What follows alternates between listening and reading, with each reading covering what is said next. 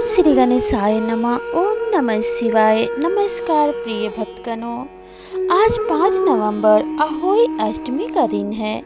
तो सर्वप्रथम आप सभी को अहोई अष्टमी की हार्दिक शुभकामनाएं। कार्तिक मास के कृष्ण पक्ष पर पड़ने वाली अष्टमी को अहोई अष्टमी व्रत किया जाता है। इस साल यह व्रत 5 नवंबर 2023 रविवार के दिन रखा जाएगा। यह व्रत महिलाओं द्वारा अपनी संतान की रक्षा के लिए रखा जाता है। इस व्रत की कथा भी संतान की सलामती से जुड़ी हुई है।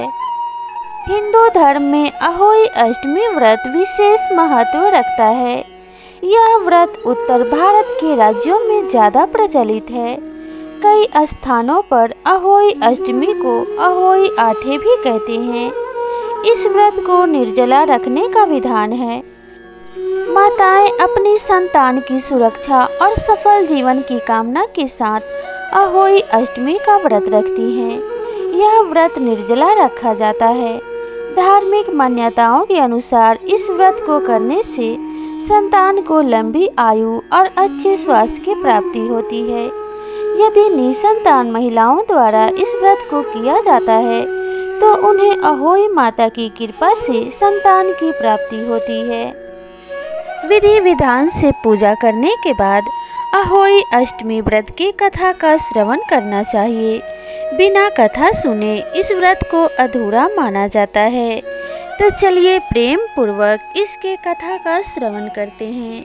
तो कथा को शुरू करने से पहले प्रेम से बोलिए ओम श्री गणेशाय नमः।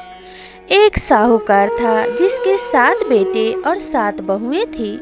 दिवाली से पहले कार्तिक अष्टमी को 7 बहुएं अपनी इकलौती ननद के साथ जंगल में जाकर खदान में मिट्टी खोद रही थी।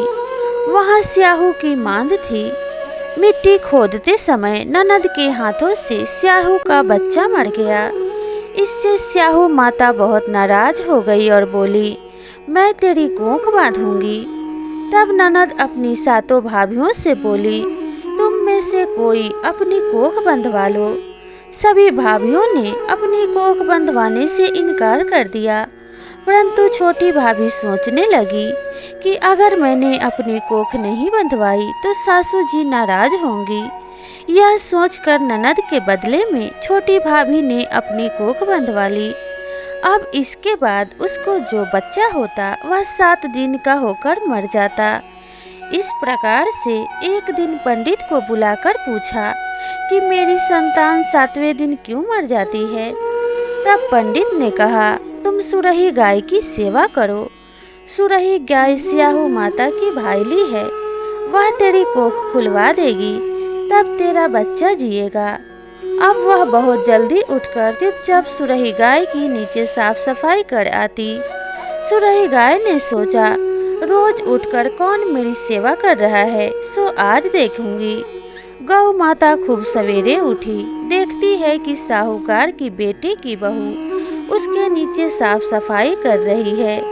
गौ माता उससे बोली, क्या मांगती है।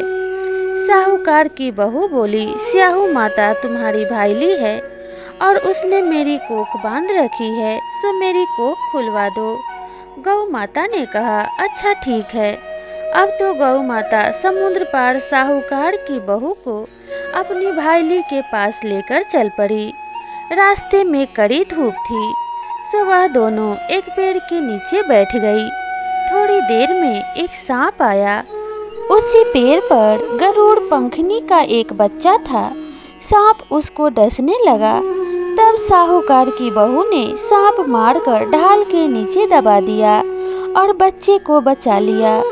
थोड़ी देर में गरुड़ पंखनी आई तो यहाँ खून देखकर साहूकार की बहू को चोंच मारने लगी।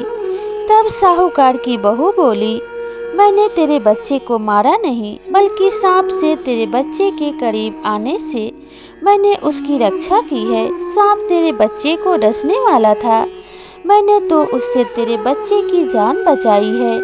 यह सुनकर गरुड़ पंखनी बोली, मांग तो क्या मांगती है। वह बोली, 7 समुंदर पार स्याहू माता रहती है, हमें तू उसके पास पहुंचा दो। तब गरुड़ पंखनी ने दोनों को अपनी पीठ पर बैठाकर स्याहू माता के पास पहुंचा दिया। स्याहू माता उनको देखकर बोली, आ बहन, बहुत दिनों में आई है। फिर कहने लगी, बहन मेरे सिर में जुएं पड़ गई है। तब सुरही के कहने पर साहूकार की बहू ने उसके सारे जुएं निकाल दी। इस पर स्याहू माता प्रसन्न होकर बोली, तूने मेरे सिर में बहुत सिलाई घेरी है, इसलिए तेरे 7 बेटे और 7 बहू होंगी। इस पर साहूकार की बहू बोली, मेरा तो एक भी बेटा नहीं, 7 बेटे कहाँ से होंगे। स्याहू माता बोली, वचन दिया है। तब साहूकार की बहू बोली, मेरी कोख तो तुम्हारे पास बंदी पड़ी है। यह सुन स्याहू माता बोली, तूने मुझे ठग लिया। जा, तेरे घर पर तुझे 7 बहुएं मिलेंगी। तू जाकर उजमन करियो, 7 अहोई बनाकर 7 कढ़ाई करियो। वह लौटकर घर आई तो वहाँ देखा कि 7 बेटे 7 बहू बैठे हैं। साहूकार की बहू बहुत खुश हो गई। उसने 7 अहोई बनाई, 7 उजमन किए और 7 कढ़ाई करी। शाम के समय जेठानियाँ आपस में कहने लगी कि जल्दी जल्दी पूजा कर लो, कहीं छोटी बच्चों को याद करके रोने न लगे।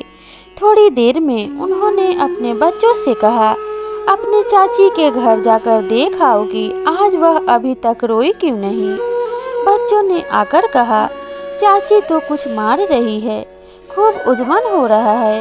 यह सुनते ही जेठानियाँ दौड़ी दौड़ी वहाँ आई और आकर कहने लगी कि तूने कोख कैसे खुलवाई। वह बोली, तुमने तो कोख बंधवाई नहीं थी, सो मैंने कोख बंधवा ली थी। अब स्याहू माता ने कृपा करके मेरी कोख खोल दी है। हे स्याहू माता, जिस प्रकार उस साहूकार के बहू की कोख खोली, उसी प्रकार हमारी भी कोख खोलना। एक कटोरी में गेहूं के दाने या फिर हल्दी चावल लेकर कहानी सुने और अहोई माता को दिल से प्रणाम करके उनसे आशीर्वाद मांगे और अपने बच्चों के लिए लंबी दुआएं मांगे। ऐसा माना जाता है कि अहोई माता प्रसन्न होती हैं तो बच्चों को लंबी आयु और सुख सौभाग्य का आशीर्वाद देती हैं। तो यह अहोई अष्टमी आप सभी के लिए मंगलकारी हो। यह व्रत आप सभी के बच्चों को लंबी आयु एवं स्वास्थ्य प्रदान करने वाला साबित हो। इसी कामना के साथ आपसे विदा लेते हैं। मिलते हैं अगले वीडियो में नई कथा और नई कहानी के साथ। तब तक के लिए राधे राधे।